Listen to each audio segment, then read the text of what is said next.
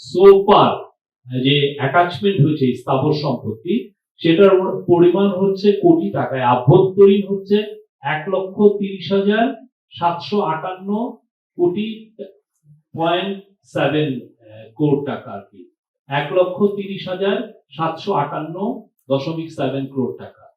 আর হচ্ছে মিলিয়ন ডলারে আছে যেটা বৈদেশিক অ্যাটাচমেন্ট হয়েছে 164.03 মিলিয়ন ডলার।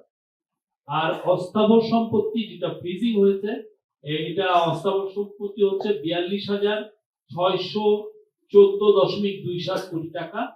আর মিলিয়ন ডলারে সেটা হচ্ছে যে 20.78। এগুলো হচ্ছে ফ্রিজিং। এটা হলো সেকেন্ডটা। প্রথমটা হলো অ্যাটাচমেন্ট, আমরা যেটা বললাম 1,30,758.7 ও 7 কোটি টাকা এবং মিলিয়ন ডলার। আর বিদেশে হচ্ছে 164।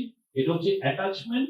আর পরে আমি যেটা যে ফিগারটা দিলাম ফ্রিজিং অস্থাবর সম্পত্তি, সেটা হচ্ছে 42,614.27 কোটি টাকা। আর মিলিয়ন ডলারের সেটা হচ্ছে 20.78। এটা হচ্ছে বিদেশে।